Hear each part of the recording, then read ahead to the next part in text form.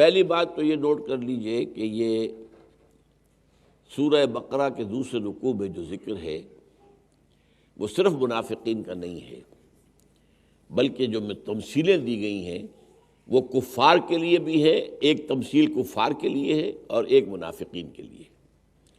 دوسرے یہ کہ اس میں منافقین کا جو ذکر ہے اسی کے ذیل میں یہود کے علماء بھی اسی میں آ جاتے ہیں، اسی لیے وہاں لفظ منافق کہیں نہیں آیا ہے، بلکہ نقشہ کھینچ دیا گیا ایک خاص کردار ہے، ایک کریکٹر ہے۔ یہ کریکٹر جو ہے یہ اس وقت کے منافقین جو ہیں وہ بھی اس کی زد میں آ رہے تھے اور جو علماء یہود تھے۔ اچھا، اصل بات کیا ہے کہ پہلے دو رکوعوں میں تین قسم کے انسانوں کی بات کی گئی ہے۔ پہلے دو رکوع مل کر ایک وحدت بنتے ہیں اصل میں، تو ہم جب رکوع کی تقسیم کر لیتے ہیں اس لیے آپ نے سمجھا کہ شاید یہ دونوں تمثیلیں جو ہیں یہ اسی رکوع کے اندر جن کا ذکر ہے ان کے لیے، ایسا نہیں ہے۔ اس کے اندر جو تمثیل ہے آخری وہ ہے دوسرے رکوع سے متعلق، اور جو پہلی تمثیل ہے وہ پہلے رکوع سے متعلق ہے۔ تو تین قسم کے آدمیوں کا ذکر کیا گیا، ایک وہ کہ جو قرآن مجید سے صحیح طور پر جنہوں نے استفادہ کیا، ایک وہ جو اڑ گئے کہ ہم نہیں مانیں گے، کفر کے اوپر اڑ گئے۔ اس کی وجہ کیا ہے؟ اصل میں ایک مغالطہ اور ہوتا ہے کہ سورہ بقرہ ویسے تو قرآن کے بالکل شروع میں ہے، اتنی تو ہے 12 سال بعد۔ پورا جو مکی قرآن ہے 2/3 قرآن وہ تو پہلے اتر چکا تھا، وہ تو مکے میں نازل ہو چکا تھا۔ یہ مدینے میں پہلی صورت ہے جو نازل ہوئی ہے، تو 12 سال کا پس منظر ہے۔ اب ان 12 سالوں میں کیا ہوا؟ حضور قرآن مجید کی دعوت دیتے رہے، کچھ لوگوں نے استفادہ کیا، وہ ایمان لے آئے، انہوں نے اپنی اصلاح کر لی، ان کی نقشہ کشی کی گئی ہے کہ ھدی للمتقین الذین یؤمنون بالغیب ویقیمون الصلاۃ ومما رزقناہم ينفقون والذین یؤمنون بما انزل الیک وما انزل من قبلک وبالآخرۃ ھم یوقنون اولئک علی ھدی من ربہم واولئک ھم المفلحون۔ یہ پہلے قسم کے آدمی، دیکھ لو ابو بکر کو دیکھ لو، عمر کو دیکھ لو، عثمان کو دیکھ لو، علی کو دیکھ لو، طلحہ کو دیکھ لو، زبیر کو دیکھ لو، یہ دیکھو دے آر دی پروڈکٹ۔ کس کا پروڈکٹ ہے؟ محمد اینڈ قرآن۔ ان دونوں کے ذریعے سے یہ بات وجود میں آئی ہے، حضور کی دعوت اور دعوت کا ذریعہ قرآن، اس سے دیکھو یہ کردار وجود میں آئے۔ دوسرے وہ لوگ تھے، ابو جہل ہوا، ابو لہب ہوا، وہ اڑ گئے، نہیں مانیں گے ہم۔ ان کی مثال اسی پہلے رکوع کی 2 آیتوں میں آخر میں آئی ہے، ان الذین کفروا سواء علیہم انذرتہم ام لم تنذرہم لا یؤمنون ختم اللہ علی قلوبہم وعلی سمعہم وعلی ابصارہم غشاوہ ولہم عذاب عظیم۔ یقیناً وہ لوگ جو اڑ گئے کفر پر، اور وہ لوگ جو ہے اب وہ ایمان نہیں لائیں گے چاہے آپ کتنا ہی انہیں سمجھا لیں۔ ان کے دلوں پہ اللہ نے مہر کر دی ہے، ان کے کانوں پر مہر کر دی، ان کی آنکھوں کے آگے پردہ ڈال دیا ہے، اور ان کے لیے عذاب علیم۔ یہ کون لوگ ہیں؟ اب اسے اگر آپ عام لے لیں گے کہ جنہوں نے کفر کیا وہ ایمان نہیں لائیں گے، یہ تو پھر غلط بات ہو جائے گی۔ بہت سے لوگ تھے جنہوں نے بعد میں ایمان لائے، آج بھی بہت سے کافر ایمان لا رہے ہیں۔ تو اس عام نہیں سمجھیے، یہ خاص ہے کہ جو اس 12 سالہ جد و جہد کے باوجود جو حضور مکے میں کرتے رہے دعوت دین کی، جب اڑ گئے تعصب کی وجہ سے، تکبر کی وجہ سے، حسد کی وجہ سے، وہ اپنی عصبیت کی وجہ سے، اب کہا گیا یہ لوگ اس انتہا کو پہنچ چکے ہیں کہ اب ان کے کانوں پر مہر لگ گئی ہے، ان کے دلوں پر مہر لگ گئی ہے، ان کی آنکھوں پر پردہ پڑ چکا ہے، یہ بھی ایمان نہیں لائیں گے۔ یہ دوسری مثال۔ تیسری پھر آیت تھی دوسرے رکوع کے شروع میں، وَمِنَ النَّاسِ مَن يَقُولُ آمَنَّا بِاللَّهِ وَبِالْيَوْمِ الْآخِرِ وَمَا هُم بِمُؤْمِنِينَ۔ لوگوں میں سے کچھ ایسے بھی ہیں جو کہتے ہیں ہم ایمان لے آئے اللہ پر اور آخرت پر، یوم آخر پر، وہ مومن نہیں ہے۔ یہ ہے تیسرا کردار۔ یہ کردار منافقین کا بھی تھا اور یہ کردار علماء یہود کا بھی تھا۔ وہ بھی کہتے تھے ہم مانتے ہیں، اللہ کو مانتے ہیں، آخرت کو مانتے ہیں، ہمیں بھی مانو، ہم مومن ہیں۔ نہیں، وہ کہتے تھے یہاں پر ذکر رسالت کا ذکر نہیں ہے۔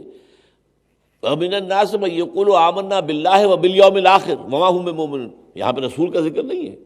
یہی تو فرق تھا۔ یہودی کیا کہتے تھے؟ ہم محمد کو نہیں مانتے لیکن اللہ کو مانتے ہیں، توحید کو مانتے ہیں، آخرت کو مانتے ہیں، موسیٰ کو مانتے ہیں، ابراہیم کو مانتے ہیں، سب کو مانتے ہیں، تو ہمیں بھی مسلمان مانا جائے۔ تو فرمایا گیا نہیں، یہ مومن نہیں ہے۔ یہ لوگ اور اسی طرح منافق تھے، وہ منافق بھی کہتے تھے اللہ پر، ہم آخرت پر ایمان ہے، لیکن یہ جو محمد صلی اللہ علیہ وسلم نے یہ جو قریش کے ساتھ چھیڑ چھاڑ شروع کر دی ہے اور یہ جنگ کی طرف جا رہا ہے، یہ کام غلط ہے، اس کو ہم تسلیم کرنے کو تیار نہیں ہیں۔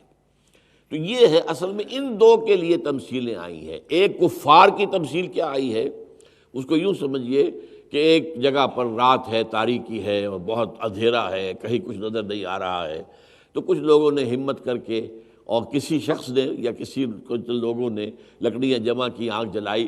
اس آگ نے جب روشن کر دیا ماحول کو تو اللہ نے ان کی بینائی سلب کر دی. اب یہ تفصیل کیا ہے؟ حضور نے محنت کی، کوشش کی، جد و جہد کی، قرآن کے علم سے، قرآن کی دعوت سے ماحول کو منور کر دیا، لیکن ابو جہل کی بصیرت سلب ہو گئی. بجائے اس کے کہ اس روشنی میں وہ حقیقت کو دیکھتا، وہ ابو جہل ہو، ابو لہب ہو، ان کی مثال ایسے ہے کہ جیسے آگ نے ماحول کو روشن کی. فلما اضاءت ما حولہ ذهب اللہ بنورہم. پہلے واحد کا صیغہ ہے، مثلہم کمثل الذی استوقد نارا، جمع نہیں ہے. ایک شخص جس نے آگ روشن کی، وہ کون ہے؟ محمد صلی اللہ علیہ وسلم. انہوں نے قرآن مجید کے نور سے ماحول کو منور کر دیا، لیکن ان کی بصیرت سلب ہو گئی، ان کی بصارت سلب ہو گئی تعصب کی وجہ سے، جو ہے تکبر کی وجہ سے. لہذا یہ تو اب وہ ایمان لانے والے، یہ ان کے لیے تمثیل ہے. دوسری ان منافقین کے لیے تمثیل ہے کہ ان کا حال یہ ہے کہ جب بھی کوئی آسانیاں آتی ہیں تو کہتے ہیں ہم بھی آپ کے ساتھ چلتے ہیں، جہاں کہیں قربانی کا موقع آتا ہے پیچھے ہٹتے ہیں. جیسے کہ زبردست جو ہے طوفان باد و بارہ ہو، اس میں تاریکی بھی ہے، بجلی کے کڑکے بھی ہیں، تو اس وقت جو ہے لوگ اپنے کانوں میں انگلیاں دے کے دب کے بیٹھے ہوئے ہیں.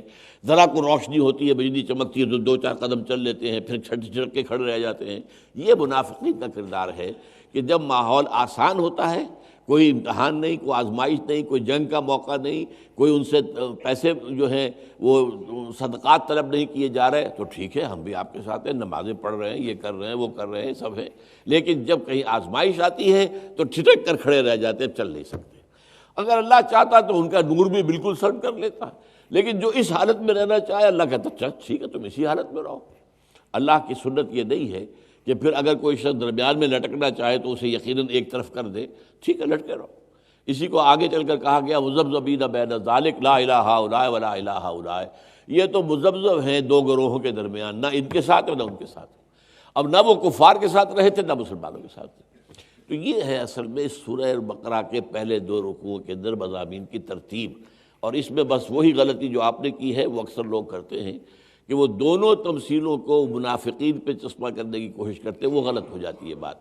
پہلی تمثیل ان کفار کی ہے جن پر اتمام حجت ہوا، لیکن انہوں نے اپنے تعصب، تکبر، حسد کی وجہ سے ماننے سے انکار کر دیا.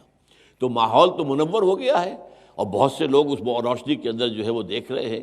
یہ جو صحابہ کرام تھے، وہ مہاجرین جو آئے ہیں مکے سے، ہی کون تھے؟ قرآن کی روشنی سے جو منور ہو گیا، جن کے دل بھی، ذہن بھی، دماغ بھی.